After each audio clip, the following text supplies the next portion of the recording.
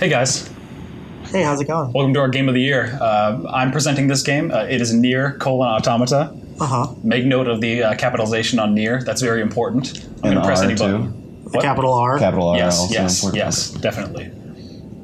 So this is a game that I have elected for the reward of Horniest Nihilism, Of course. and this game is fantastic. I know that, Caleb, you haven't played this, right? Nope, I know nothing about it. Yeah, Caleb hasn't played this. Blair has played a little bit of it, Yeah, and then I lost my copy. and you lost the copy. So I'm going to load this save file. Which, can I say something? Yeah. The only other game that's ever happened to me for was NieR 1. Really? Yeah, it completely vanished one day and I just had to buy it again. How So do you you- lose a copy I don't know. in this day and age? Yeah, I had a physical copy of the first NieR, and one day it disappeared.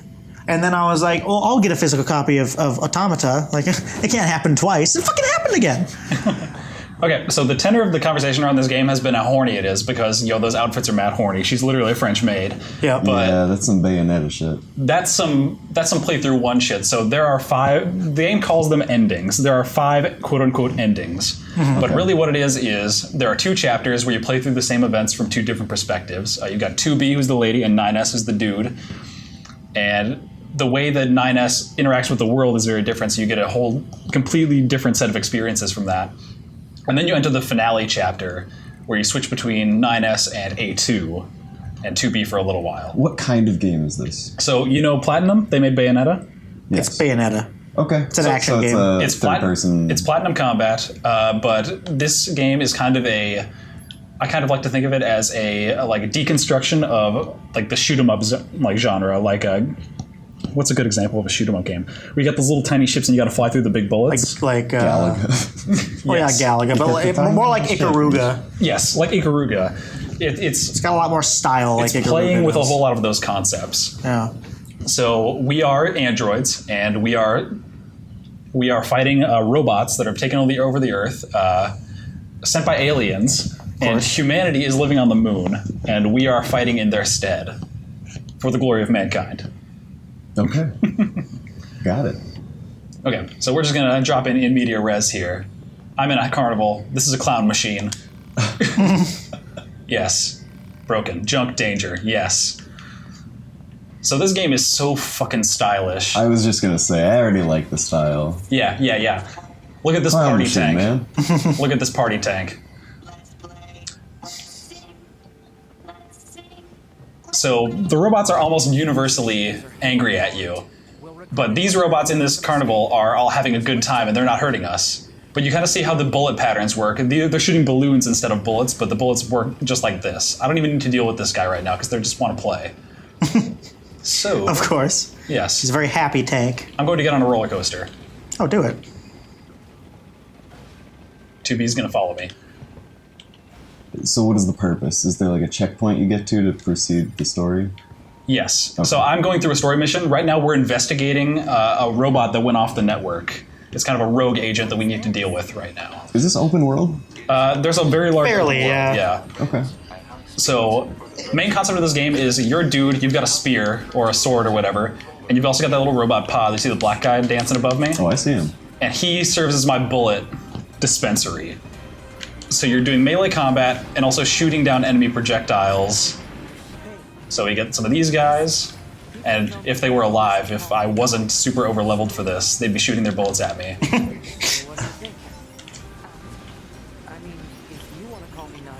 And the philosophy of this game, it deals a whole lot with, in its first playthrough, it deals a lot with super 101 questions, like what is it to be human? What is humanity?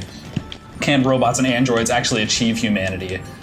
But as you go on into different playthroughs, you start to understand different things about the world because of the way that 9S interacts with it.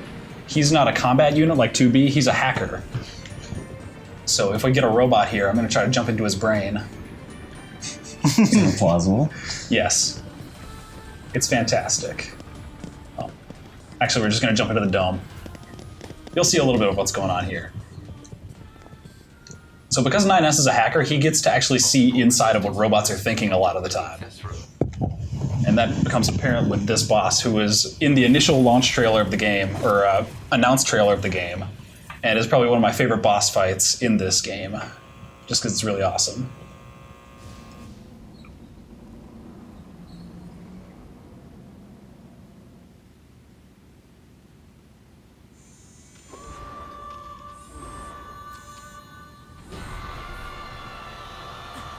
pump that jam. This is literally my alarm every morning. So before you fight, or before you enter 9S, all that text, Simone, you don't know who she is. You can't tell. Okay. It's all in different text, but because 9S can decode stuff, he can jump into their minds and actually see what's going on. Oh, 2B, no, don't kill her. Oh, I can't hack her yet. Yes. So you get these kinds of bullet hell patterns that you can dodge around using a quick evade. Assuming 2B doesn't just murder her immediately. Come on. Yeah, I definitely like what it is throwing down. Yeah. In retrospect, I shouldn't be this highly leveled, but here we are. That's alright. Yes, hack me. Hack me, daddy.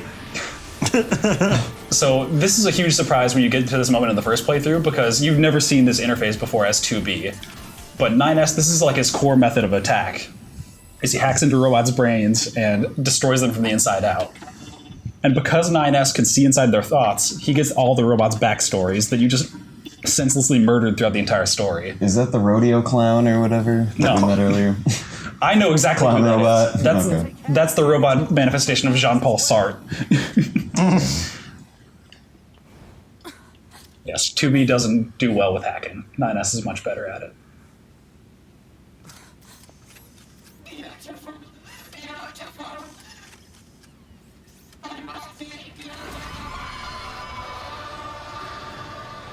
Those look like corpses. Yes. Sure do. You're not wrong. The core concept behind like the entire robot society in this game is that they're trying to copy humanity for some reason. And they're taking humanity's worst features and failures and imitating all of them. In order Classic to, robot. Yes, in order to keep...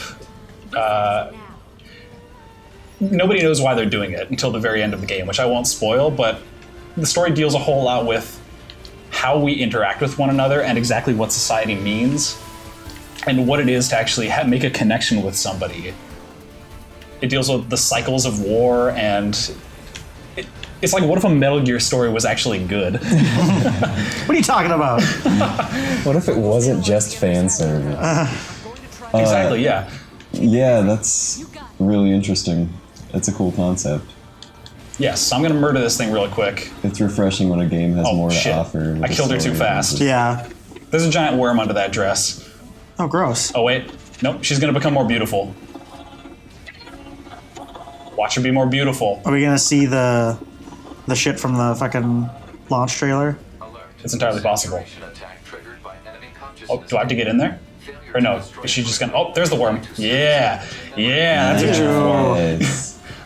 So in the first playthrough, you get a whole lot more like Junji Ito type shit of robots just doing the worst possible thing. As you come across an entire field of robots fucking at a certain point, because they're trying to imitate what love is to figure that out. And Unsettling. yes, this game has so many like super prescient and like terrifying moments.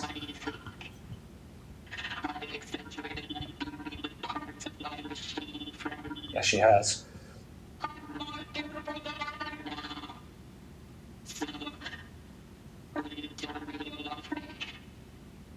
All she wants is love. But she thinks that it's beauty is what that means. Right. And then we're gonna shoot her with giant lasers. Fuck your beauty, bitch. Actually. You ugly! And this is the first time this happens, is the game just turns into a story.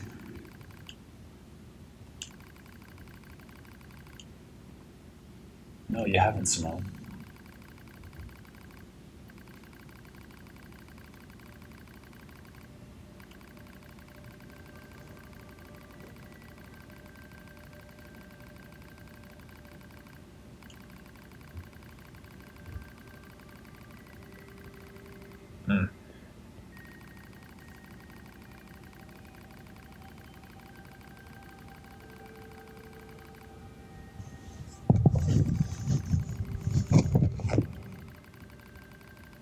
Every single one of these bosses is trying to understand something.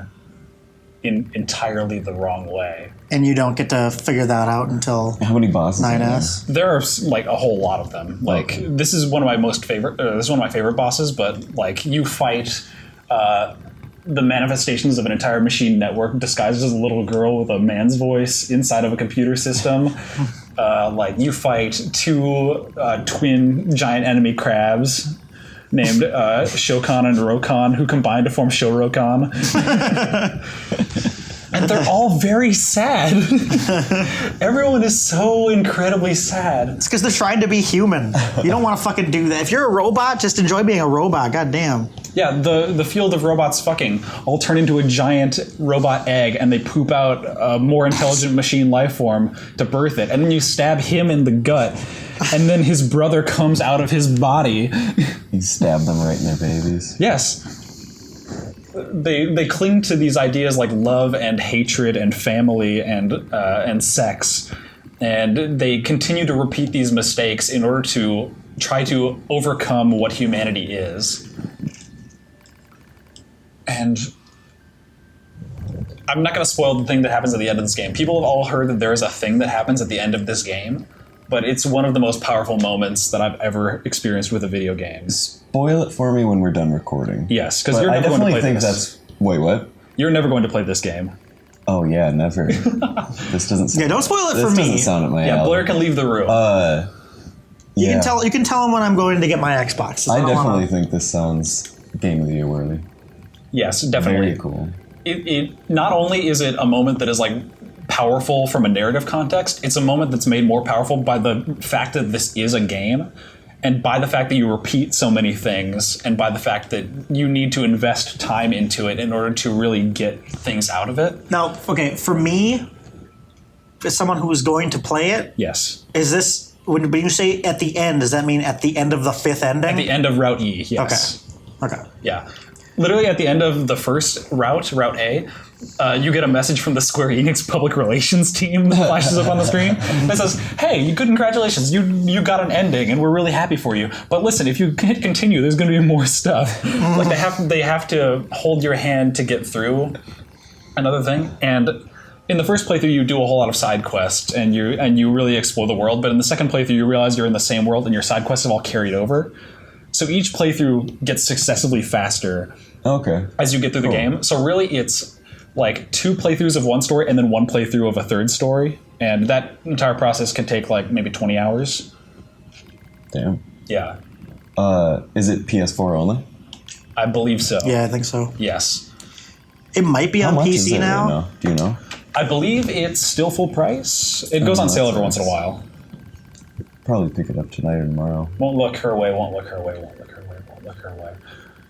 This is one of the most affecting games that I've ever played in my entire life, and I'm super excited that games are starting to do this kind of thing. This really just makes me super excited about what is going to happen in the future, because things are definitely going to crib from this, because I know that a whole lot of game designers really enjoyed this game, and I really want them to move these ideas forward. Yeah, for sure.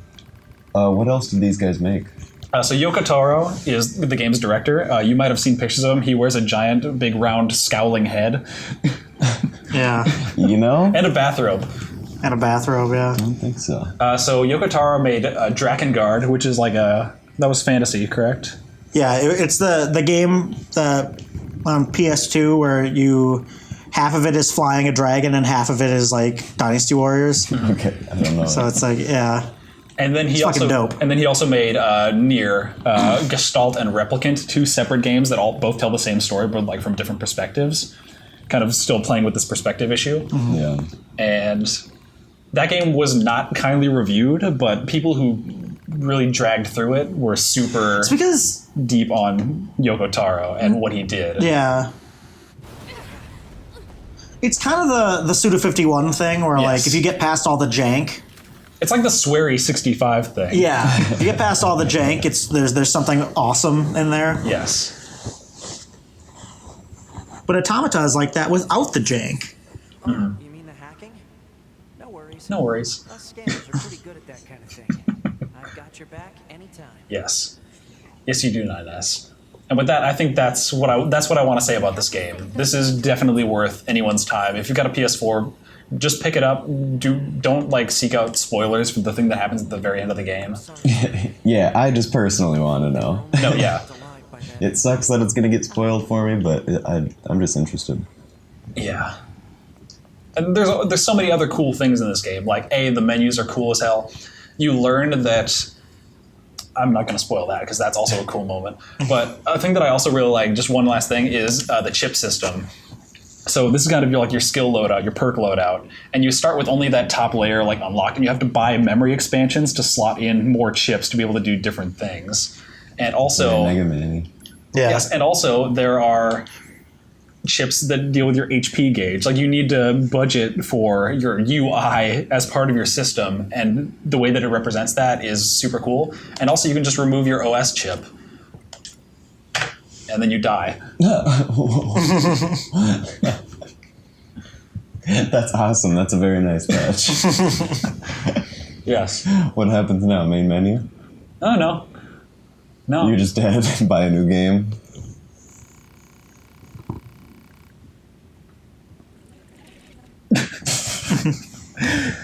There are also 26 endings to this game. There are 26 endings, including the original 5, and most of them are those kinds of joke endings. So, for example, if you're running towards, like, oh, the boss is right over there, we gotta go, and you just decide to run in the other direction, you'll get an ending that says, and then 2B walked into the distance, never to be seen again. But yeah, that's NieR Automata, and this game is fantastic. It is an excellent game. Definitely worth looking. Thanks for sitting down and walking through it with me, even though we killed that boss way too fast. Yeah, that was crazy. Trust me, the combat's cool as hell, too. The combat's very cool. I can actually vouch for that. The beginning of the game is all combat. Yes. And it's dope. They just have to fix that glitch over the press any button thing, and then they have a perfect Listen, game. I didn't say this game was perfect, but... Okay, thanks, guys. Yep. Yeah, man. See you guys.